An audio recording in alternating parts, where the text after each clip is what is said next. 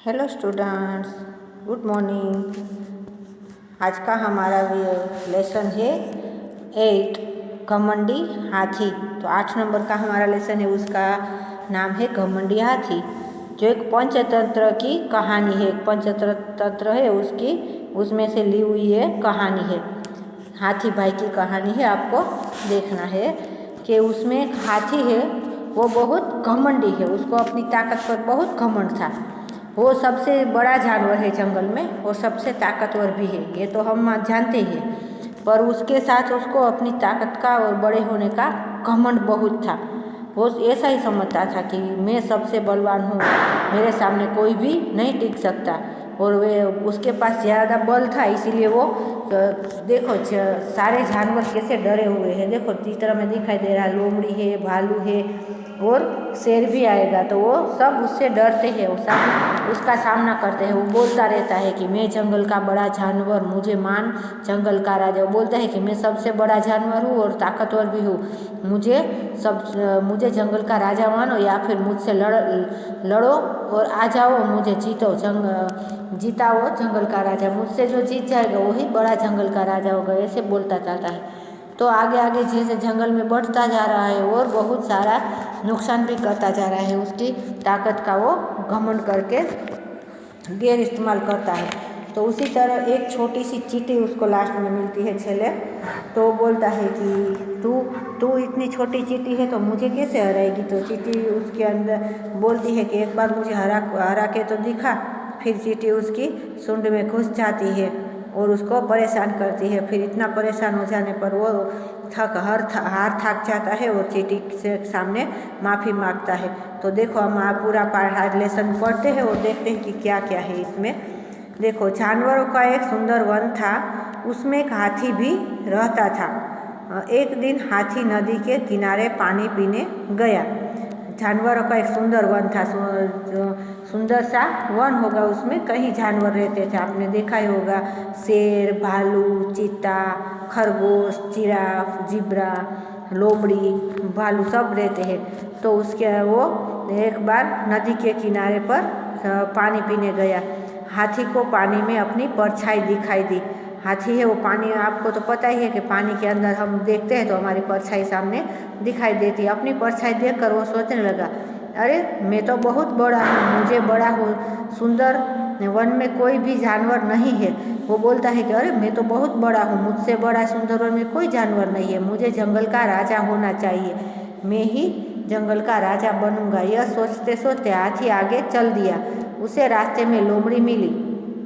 हाथी ने लोमड़ी से कहा, लोमड़ी देखो, ये रही लोमड़ी, दिख रही है ना। वो चलता ही जा रहा था अपने को राजा मानकर, मैं जंगल का बड़ा राजा, बड़ा जानवर, मुझे मान जंगल का राजा या फिर मुझसे लड़ ले, आजा, जो जीता वो जंगल का राजा। इसे बोलकर सबके सामने बोलता है कि मैं जंगल का सबसे बड़ा जानवर हूँ, मुझे मान जंगल का राजा, तू मुझे जंगल का राजा मान या तो फिर मुझसे लड़ और मुझे जीत ले तो तू जंगल का राजा, ऐसे बोलता है। हाथी को देखकर ही लोमड़ी डर गई और बिना लड़े ही हार मानकर बोली, आप है जंगल के राजा। लोमड़ी तो छोटी होती है, कुत्ते की तरह, आपने देखी है ना। तो वो तो बोलती है कि इतने बड़े जानवर के सामने मैं कैसे लड़ूंगी। वो तो ऐसे ही हार मान लेती है बिना लड़े ही कि नहीं, आप सब, मैं तो हार मानकर बोली, हाँ आप ही जंगल के राजा हो। देखो इसके बाद आता है भालू। अब भालू आपको देखते हैं। हाथी झूमता आगे चला, चलते चलते उसे एक भालू मिला। हाथी ने भालू से कहा, मैं जंगल का बड़ा जानवर, मुझे मान जंगल का राजा या फिर मुझसे लड़ ले, आजा, जो जीता वो जंगल का राजा। उसके सामने भी वैसे ही बोलता है जैसे लोमड़ी के सामने बोला। भालू भी हाथी से डर गया और हार मानकर बोला, आप ही जंगल के राजा हो, मुझे नहीं लड़ना है आपसे। वो भी बोलता है कि आप ही है जंगल के राजा, क्योंकि भालू तो हाथी से बहुत छोटा होता है, वो उससे भी वो भी हार मान लेता है। भालू भी हाथी से डर गया और हार मानकर बोला, आप ही जंगल के राजा हो। हाथी बहुत खुश हुआ और आगे चल दिया। चलते चलते उसे एक शेर मिला। हाथी ने शेर से कहा, मैं जंगल का बड़ा जानवर, मुझे मान जंगल का राजा, या फिर मुझसे लड़ ले आजा, जो जीता वो जंगल का राजा। ऐसे ही वो उसके सामने जंगल का राजा होने का वो भी उसके सामने बोलता है। तो आप तो जानते ही हो कि जंगल का राजा तो शेर ही माना जाता है, सबसे बलवान जानवर वो भी है, वो कोई कम बलवान नहीं है। शेर तो उसको गुस्सा आ गया तो वो बोलता है, शेर को भी अपने बल पर घमंड था। वो भी जिसके पास ज़्यादा ताकत होती है ना वो घमंडी होता है। तो शेर के पास भी बहुत बल था तो वो भी घमंड था। वह हाथी से लड़ने के लिए तैयार हो गया, क्योंकि जंगल का राजा था तो उसको कोई चुनौती देगा तो वो थोड़ा ऐसे ही बैठे रहेगा। वो तो लड़ने के लिए तैयार हो गया और दोनों में युद्ध होने लगा। हाथी ने अपनी सूंड में शेर को लपेटकर उल्टा पटक दिया। देखो दिख रहा है ना कैसे शेर को पकड़ लिया है अपनी सूंड में, क्योंकि हाथी तो शेर से बड़ा होता है और कदावर जानवर है, आपने देखा ही है, बहुत ताकतवर। तो शेर को भी वो अपनी सूंड में उठा लिया और उल्टा पटक दिया ऐसे। फिर है देखो दिख रहा है ना कैसे शेर को पकड़ा है और नीचे पटक देता है। शेर ने भी हार मानकर कहा, आप ही है जंगल के राजा। शेर ने भी हार मान ली, क्योंकि हाथी उससे बड़ा ताकतवर जानवर था और उसको नीचे पटक दिया। तो शेर का घमंड भी उतर गया। अब तो हाथी जंगल से फूला न समाया, क्योंकि हाथी को और घमंड बढ़ गया। उसको तो ऐसा लगा कि इतने खूंखार जानवर है शेर, उसने भी मुझसे हार मान ली, तो अब तो मैं जंगल का राजा ही बन जाऊंगा। मैं सभी जानवरों से जीत गया, अब तो मैं जंगल का राजा बन गया हूँ। यह सोचते सोचते हाथी आगे बढ़ा। रास्ते में उसे एक चींटी मिली। हाथी ने घमंड करते हुए चींटी से भी कहा, मैं जंगल का बड़ा जानवर, मुझे मान जंगल का राजा, या फिर मुझसे लड़ ले आजा, जो जीता वो जंगल का राजा। ऐसे ही चींटी को भी बोलता है। तो चींटी जो आपने देखी है ना एकदम छोटी होती है और वो भले छोटी है पर उसके काम बड़े हैं। देखो चींटी ने कहा, इतना घमंड ठीक नहीं है, मुझसे जीत कर दिखाओ। चींटी है वो भले छोटी है, हाथी से तो कई गुना छोटी है, फिर भी वो बोलती है कि इतना घमंड ठीक नहीं है, तुम मुझसे जीत कर दिखाओ। हाथी ने हंसकर कहा, तुम एक छोटी सी चींटी हो, तुम मेरा क्या बिगाड़ लोगी। हाथी ने घमंड में उसे ऐसा कहा। हाथी ने सूंड से चींटी को पकड़ना चाहा, लेकिन चींटी जल्दी से हाथी की सूंड में अंदर घुस गई और उसने काटने लगी। हाथी डर से तड़पने लगा। उसने चींटी को बाहर निकालने की बहुत कोशिश की, परंतु वह असफल रहा। चींटी है वो हाथी की सूंड में घुस गई और सूंड में जाते ही वो हाथी को अंदर काटने लगी। तो हाथी को बहुत दर्द होने लगा, वो तड़पने लगा। चींटी को बाहर निकालने के लिए बहुत कोशिश की, बहुत सारे प्रयत्न किए, फिर भी चींटी बाहर नहीं आई और सूंड के अंदर ही बोली, हाथी भाई, क्या अब तुम भी खुद को सबसे बड़ा जानवर और जंगल का राजा मानते हो। वो सूंड के अंदर से ही हाथी को आवाज़ देती है कि अब भी तुम जंगल का राजा और सबसे बड़ा जानवर मानते हो तुम। हाथी बोला, चींटी रानी, मुझे माफ़ कर दो, मैं हार गया, मैं अब कभी घमंड नहीं करूँगा। देखो एक छोटी सी चींटी जो हाथी को तो नीचे होती है तो नज़र में भी नहीं आती, इतनी छोटी है, फिर भी वो हाथी की सूंड में घुस गई और हाथी को परेशान करके उसका घमंड उतार दिया और हाथी भी उसके सामने झुक गया। वो बोला, चींटी रानी, मुझे माफ़ कर दो, मैं हार गया, मैं अब कभी घमंड नहीं करूँगा। उसको अपना घमंड उतर गया। चींटी सूंड से बाहर निकल आई। हाथी अपनी गलती पर पछताता हुआ सुंदर वन में चला गया। देखो छोटी सी चींटी दिख रही है ना, पत्थर पर बैठी है और हाथी उसके सामने बैठकर माफ़ी मांग रहा है और चींटी से बोलता है कि अब मैं कभी नहीं ऐसा करूँगा, और वो सुंदर वन छोड़कर चला जाता है। सुंदर वन में चला गया, अंदर वन के अंदर। इस तरह नन्ही सी चींटी ने हाथी के घमंड को चूर चूर कर दिया। देखो इस बात से हमें क्या सीख मिलती है, हमें घमंड नहीं करना चाहिए तथा किसी को छोटा भी नहीं समझना चाहिए। तो कई ऐसे बड़े लोग भी होते हैं जो उसको अपनी ताकत पर अपने पास जो भी होता है उसको बहुत घमंड होता है। और छोटे लोगों को वो ऐसे ही समझते हैं कि ये तो छोटे हैं, मुझसे थोड़े लड़ पड़ेंगे, तो वो उसको घमंड आ जाता है। फिर कभी छोटे से छोटा बच्चा होता है या छोटा कोई भी आदमी होता है, वो कभी भी बड़े लोगों को भी हरा सकते हैं, उसकी भी ज़रूरत पड़ती है। तो हमें अपनी ताकत का, बल का या कोई भी चीज़ का कभी घमंड नहीं करना चाहिए। तो बच्चों इससे हमें ये सीख मिलती है कि हमें कभी घमंड नहीं करना चाहिए, क्योंकि छोटे से छोटा जानवर भी कभी काम आ सकता है। तो बच्चों इस पाठ से आपको मजा आया ना समझने में। अब हम आगे देखते हैं शब्द अर्थ। परछाई, छाया, प्रतिबिंब, शेडो, SHADOW शेडो।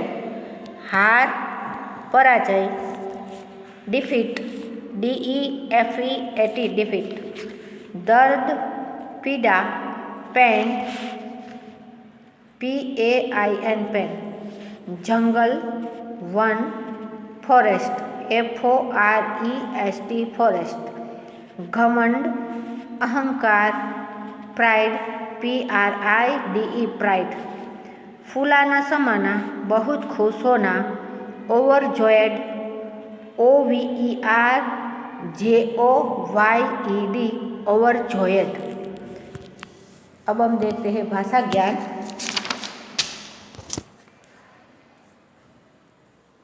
देखो भाषा ज्ञान में है, पहला क्वेश्चन है, जिन वर्णों के समूह का कोई अर्थ निकलता है उसे सार्थक शब्द कहते हैं। जिन वर्णों यानी शब्द बनता है, क से त्र, अ से अह, ये सब वर्ण है, उससे जो शब्द बनता है उसका वो शब्द है उसका कोई अर्थ निकलता है तो उसे सार्थक शब्द कहते हैं। अगर कोई ऐसा शब्द है कि जैसे कोई भी वर्ण मिलाकर शब्द बन गया पर उसका कोई अर्थ नहीं निकलता है, वो निरर्थक होता है, तो ऐसे सार्थक और निरर्थक शब्द होते हैं। तो देखो दिए गए शब्दों में सार्थक शब्दों पर गोला लगाइए। देखो मैंने ये सारे शब्द दिए हैं ना, ताजी, तंसा, कोशिश, रसूज, गतस्वा, प्रतिदिन, शाखा, लफू, भलाई, शार्मू, टाग, पौधा। तो इसमें से कई शब्द ऐसे हैं जिसका कोई अर्थ ही नहीं निकलता, तो उसको निरर्थक शब्द बोलते हैं। और जिसका कोई अर्थ है उसमें हमने गोला लगाया है तो उसके अंदर हम बोलेंगे उसको बोलेंगे सार्थक शब्द। देखो ताजी, तंसा, कोशिश, रसूज, ये लाइन है, उसमें ताजी और कोशिश ये दो सार्थक शब्द है, इसका कोई अर्थ निकलता है। ताजी यानी अभी बनाई होती है उस ताजी, स्वच्छ, ऐसे। तंसा तो इसका कोई अर्थ नहीं है तो ये निरर्थक शब्द है।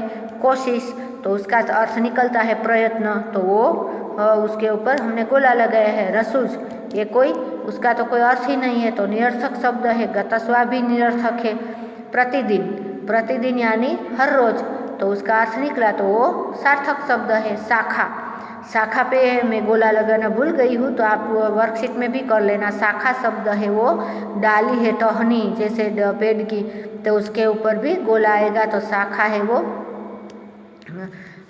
पेड़ की है तो उसका अर्थ निकला तो हम उसके ऊपर भी गोला लगाएंगे। लफू तो इसका कोई अर्थ नहीं है तो निरर्थक शब्द है।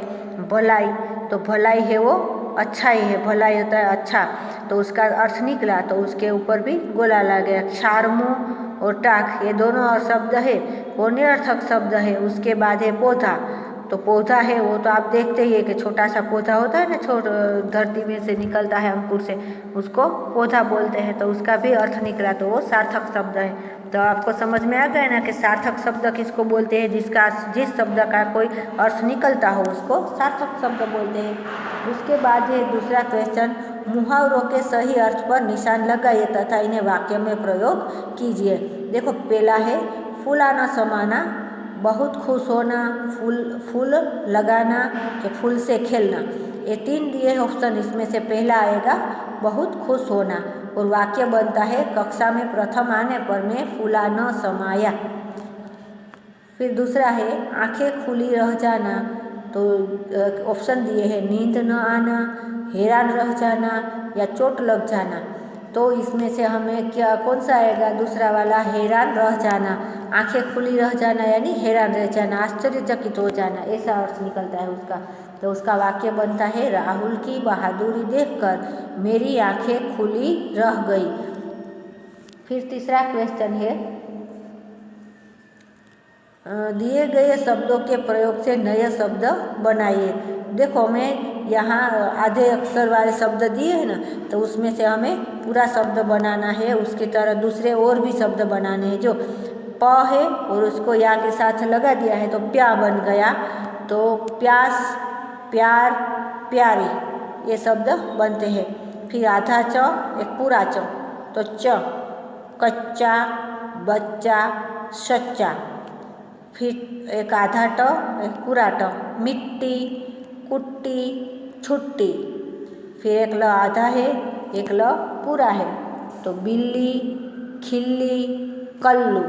तो आपको समझ में आया ना कि ये नया शब्द, उससे कितने सारे शब्द भी बन सकते हैं। तो बच्चों, आज आपको ये हिंदी का पाठ और ये मैंने आपको भाषा ज्ञान समझाया, तो उसमें आपको बहुत मज़ा आएगा। ये वीडियो भी आप बार बार देखना और समझना। बाय।